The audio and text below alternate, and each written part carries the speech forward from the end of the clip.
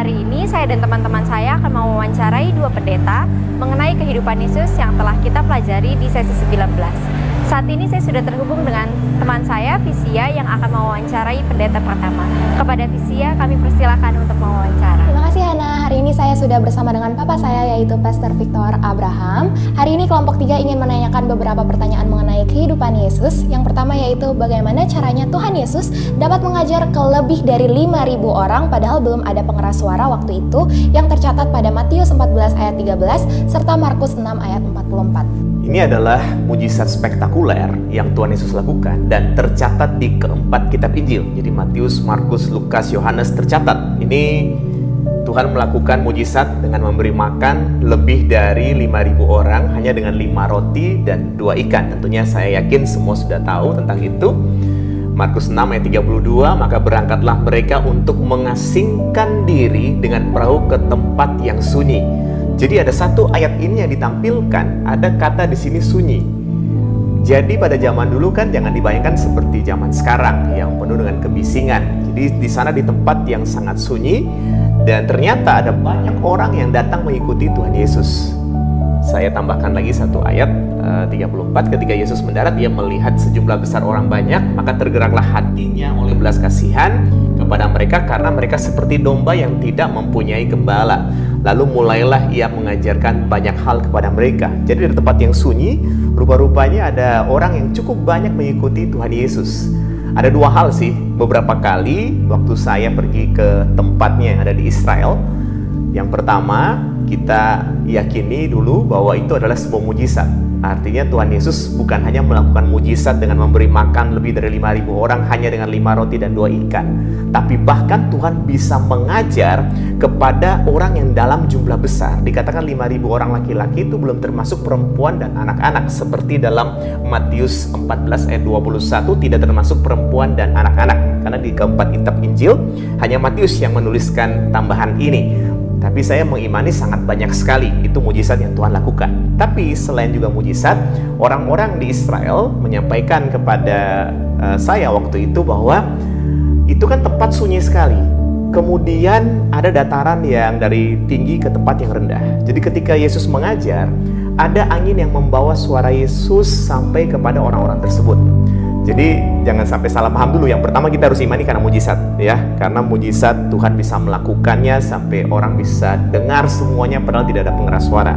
Tapi yang kedua, kalau orang yang merasa masa sih, misalnya kita bisa jelaskan bahwa itu benar-benar sunyi pada saat itu. Dan Tuhan Yesus pada saat mengajar itu ada angin yang membawa suara Tuhan Yesus sampai kepada orang-orang tersebut. Dan yang lebih penting lagi nih, saya yakin sekali karena segitu banyak orang yang ada di sana, mereka mendengarkan dengan serius. Jadi mereka tidak sambil ngobrol-ngobrol, makanya mereka bisa memberi perhatian dan suasana tambah hening, maka suara Tuhan Yesus semakin didengar oleh mereka. Kiranya ini menjadi berkat buat kita semua. Terima kasih Bapak. Yang kedua yaitu mengapa Tuhan Yesus bertanya sampai 3 kali apakah Petrus mengasihinya?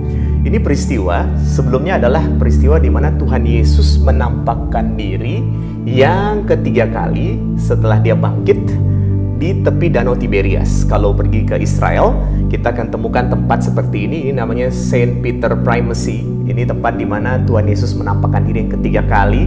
Kemudian murid-murid tidak berhasil menangkap apa-apa dan Tuhan Yesus menyuruh mereka menangkap ikan. Mereka menangkap sejumlah besar ikan. Pertanyaannya, kenapa kok sampai tanya 3 kali? Ada yang berkata, apakah mungkin Petrus ini sudah begitu menyebalkan hati Tuhan Yesus, kemudian Tuhan Yesus begitu marah, atau cuma ngerjain dia, atau Tuhan Yesus mungkin bertanya supaya memastikan apakah dia sayang. Sebenarnya mungkin itu ada benarnya, tapi terjemahan yang lebih dalam lagi nih, mari kita lihat sama-sama.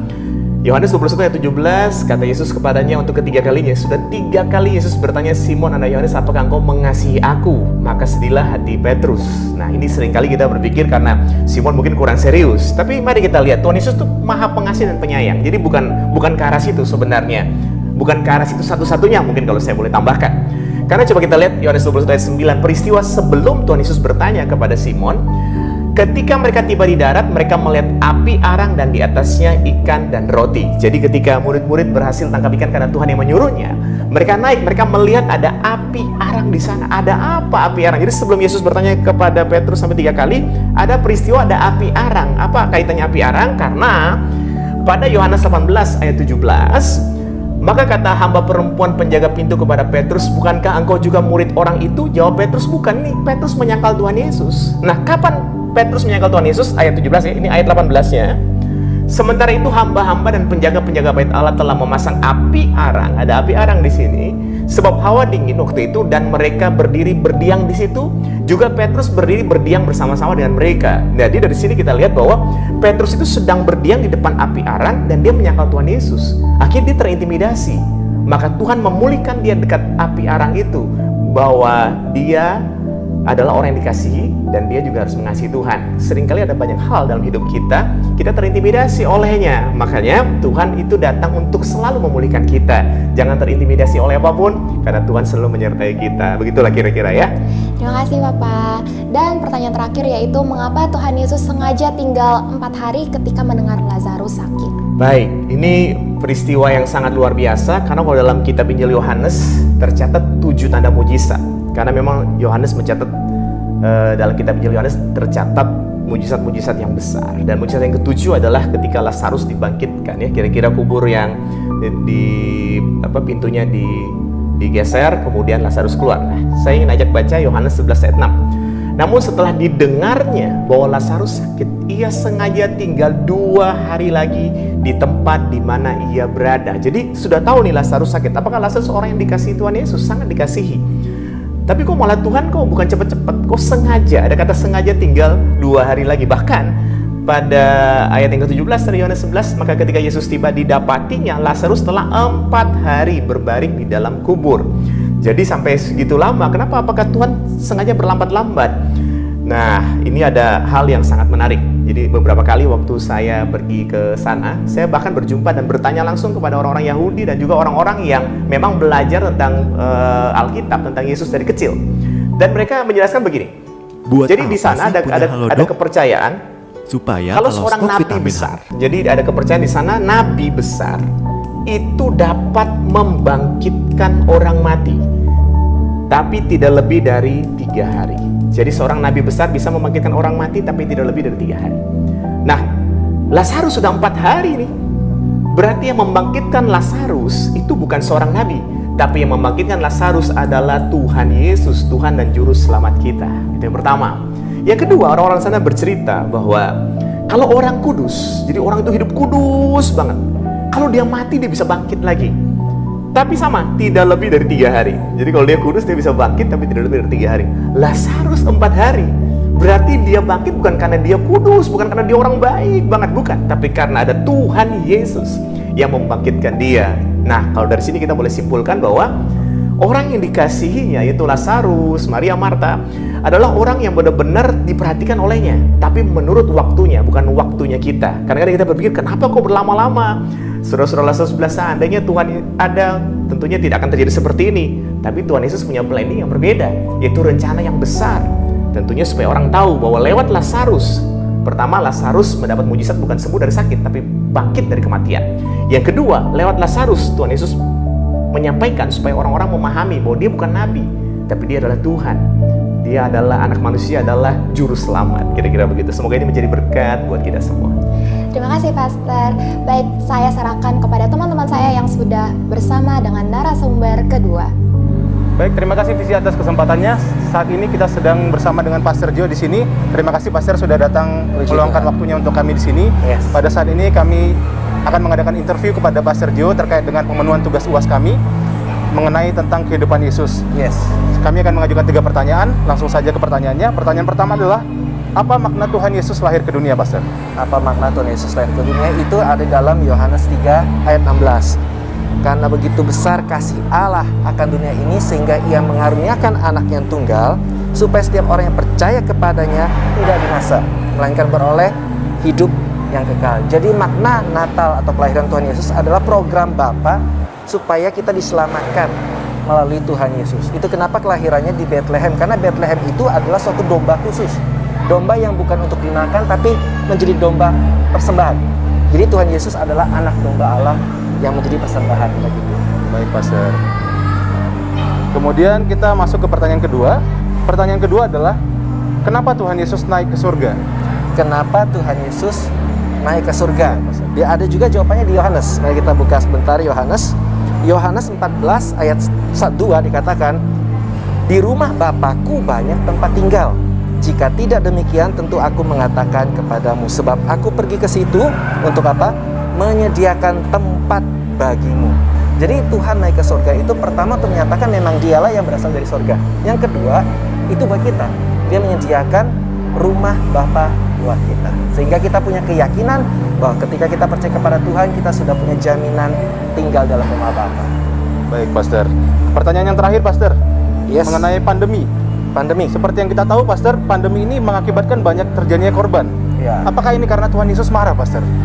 Korban, ya itu memang kita turut prihatin ya. Iya. Tetapi kalau alasannya kenapa, apakah itu karena Tuhan marah menghukum kita? Iya. Kita kembali ke Yohanes 3:16 tadi.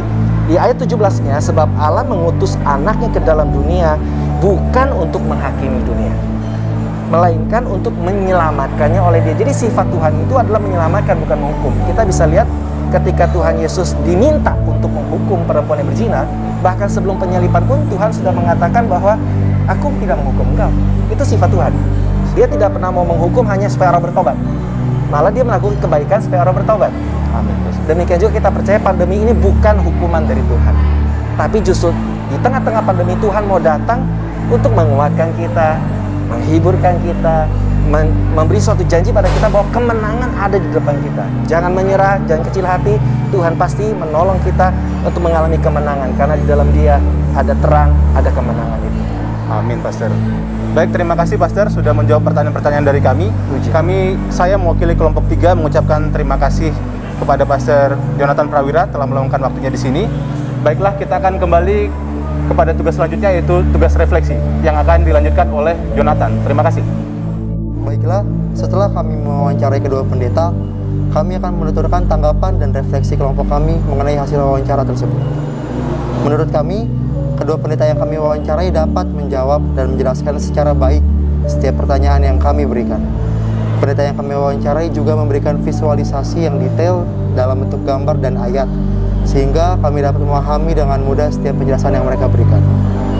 Lalu, setelah mendengarkan penjelasan yang sudah diberikan, kami merefleksikannya sebagai berikut.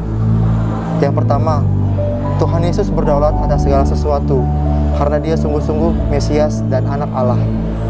Dia Allah yang sanggup melakukan perkara-perkara yang ajaib bagi kita semua. Segala hal yang tidak mungkin bagi kita sebagai manusia, sangatlah mungkin bagi Tuhan. Yang kedua, Tuhan Yesus dalam setiap perjalanan hidupnya selalu memberikan makna, mulai dari kelahirannya, di mana Ia menggenapi segala nubuatan yang ada di Perjanjian Lama. Lalu, melalui mujizat yang Ia lakukan, di mana Ia menyatakan kuasa Allah atas segala sesuatu. Melalui perumpamaan-perumpamaan hingga kematian dan kebangkitannya pun memberikan makna yang besar bagi umat manusia, yaitu memerdekakan manusia dari belenggu dosa. Yang terakhir, Tuhan Yesus memiliki rencana yang terbaik bagi kita semua. Kita tidak bisa menyamakan waktu kita dengan waktu Tuhan, sebab Tuhan yang sangat paham mengenai rencana yang terbaik bagi kita. Apa yang menurut kita baik belum tentu baik di hadapan Tuhan. Oleh karena itu, sebagai orang yang percaya, kami menyadari bahwa Tuhan yang berdaulat atas kehidupan kita semua. Kami pun mengimani bahwa Tuhan akan selalu menyertai anak-anaknya sampai akhir zaman. Demikian yang bisa kami sampaikan. Tuhan Yesus memberkati.